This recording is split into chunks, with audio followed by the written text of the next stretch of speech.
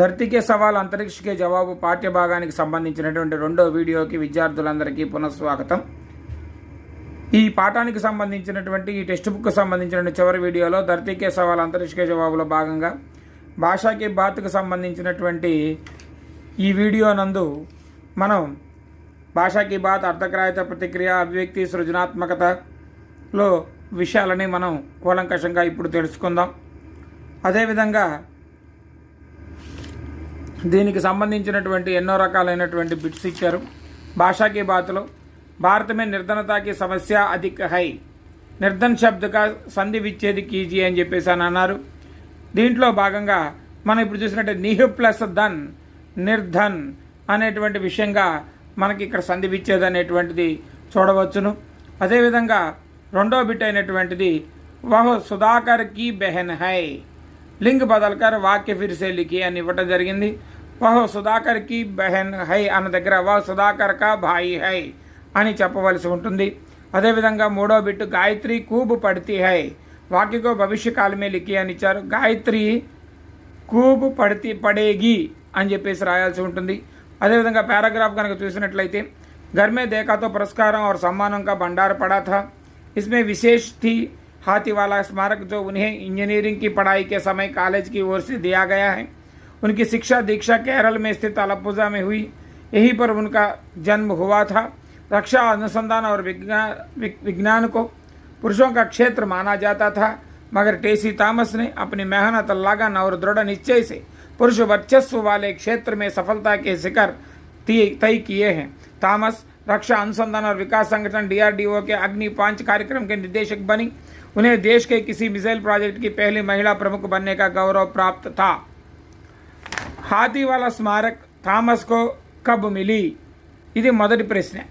हाथी वाला स्मारक, इसमें हाथी वाला स्मारक उनके इंजीनियरिंग की पढ़ाई करते समय कॉलेज की ओर से दिया गया है అనేటువంటిది ఇక్కడ మనం 5 ప్రశ్నల్లో ఇచ్చినటువంటి వాటిలో మనం ఒకసారి గమనించుకోవచ్చు.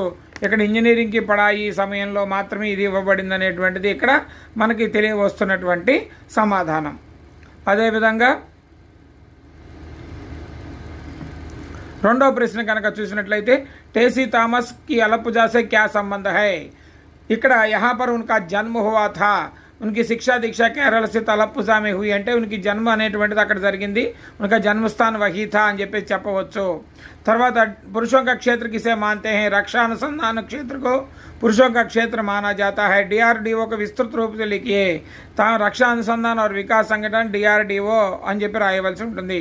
टेसी थॉमस को मिसाइल वुमेन क्यों कहते हैं అంటే ఇక్కడ उन्होंने देश की किसी मिसाइल प्रोजेक्ट की पहली प्रमुख बनने की गौरव प्राप्त किया, इसलिए उसे टेसी थॉमस को अग्निपुत्री मिसाइल मैन అని చెప్పబడుతుంది. ఇప్పుడు అభివ్యక్తి సృజనాత్మక చూసినట్లయితే टेसी थॉमस जीवन में हमें जीवन से क्या संदेश मिलता है అనేటువంటిది కనుక మనకి ఇక్కడ ఇవ్వటం జరిగింది.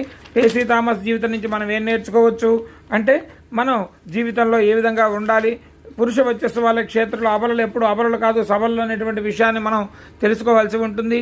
అదేవిధంగా ఈ పురుష వచ్చేసి వాళ్ళ క్షేత్రంలో ఆవిడ ఏ విధంగా ముందుకు వచ్చింది అనేటువంటి విషయం అనేటువంటి చూసుకోవాల్సినటువంటి అవసరం ఉంది.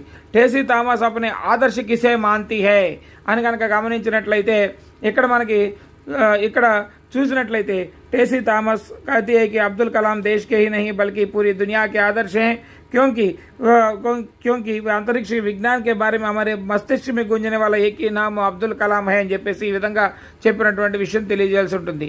भ्रष्टाचार उन्मूलन में माता पिता और प्राथमिक अध्यापकों का क्या स्थान है అంటే దాంట్లో మహత్వపూర్ణ స్థానం అని చెప్పేసి అనేటువంటి అవసరం ఉంది, ఎంతైనా చెప్పవలసినటువంటి అవసరం ఉంది.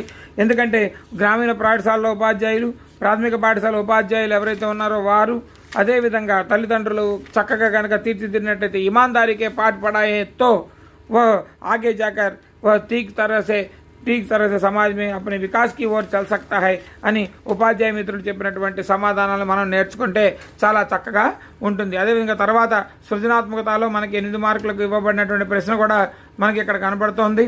వీటన్నిటిని కూడా మనం అబ్జర్వ్ చేయాల్సినటువంటి అవసరం ఉంది. ఈ टेसी थॉमस గురించినటువంటి ఆదర్శం ఎందుకు ఒప్పుకున్నారు అనేటువంటిది ఇవన్నీ కూడా మనం చాలా చక్కగా చూడవలసినటువంటి అవసరం ఎంతైనా ఉంది. తర్వాత पर्यावरण के फैलने के प्रदूषण को रोकने के बारे में आप క్యా జాంతే హై అంటే ఇక్కడ చూడండి, ఇక్కడ మనం గమనించినట్టయితే పర్యావరణ ప్రదూషణలో ఇది మార్చి 2018 SA1 2019లో కూడా ఈ ప్రశ్న ఇవ్వడం జరిగింది. విషయ ప్రవేశం, విషయ విస్తారం, నష్టాలు, ఉపసంహారం అనేటువంటివి ఇక్కడ మనం ఒకసారి గమనించుకోవాల్సి ఉంటుంది. అదేవిధంగా దీంట్లో గమనించిన పర్యావరణం అంటే ఏంటి, దాని గురించి ఏం తెలుసుకున్నారు, దానివల్ల ఉపయోగాలు ఏంటి, లాభాలు ఏంటి, నష్టాలు ఏమిటి, విషయ విస్తారంగా ప్రదూషణ ఎన్ని రకాలుగా ఉంటుంది, వీటన్నిటి విషయాల గురించి తెలుసుకున్నాం. నష్టాలు కనుక ఏమి ఉన్నాయి అనేటువంటివి కల్ కార్ఖానాల ద్వారా కూడా కచరా జహాజ్ ఎక్కడ పడితే అక్కడ పడవేయటం, ఇలాంటివన్నీ కూడా తెలుస్తూ ఉంటాయి. అదేవిధంగా ఈ ఉపసంహారంలో ఈ విషయాలన్నింటినీ కూడా చక్కగా వివరించుకుంటూ వాటిని వాహనాల ద్వారా వచ్చేటువంటి ప్రదూషణను ఏ విధంగా రక్షించాలి అనేటువంటి విషయాన్ని కూడా గమనించుకొని మనం గనక ఈ విధంగా ఉన్నట్లయితే ముందుగా ఎన్నో రకాలైనటువంటి విషయాలు మన నుంచి కాలుష్యాల నుంచి తప్పించుకోవచ్చు. మిత్రులారా, ఇంతటితో ఈ పాఠ్యపుస్తకానికి సంబంధించిన 12 పాఠాలు పూర్తయినాయి. దీంతో పాటుగా నెక్స్ట్ సందర్భంలో మనం గ్రామర్కి సంబంధించినటువంటి వీడియోలు చేయడానికి ముందుకెళ్దామని ఆలోచిస్తూ ఉన్నాం. ఇప్పటివరకు సహకరిస్తూ వస్తున్నటువంటి ఉపాధ్యాయ మిత్రులకు, ఆదరిస్తున్న ఉపాధ్యాయ మిత్రులకు, అదేవిధంగా సబ్స్క్రైబ్ చేసుకుని వీడియోలను చూస్తున్నటువంటి ఉపాధ్యాయులందరూ కూడా శుభాభినందనలు. నమస్కారం, సెలవు.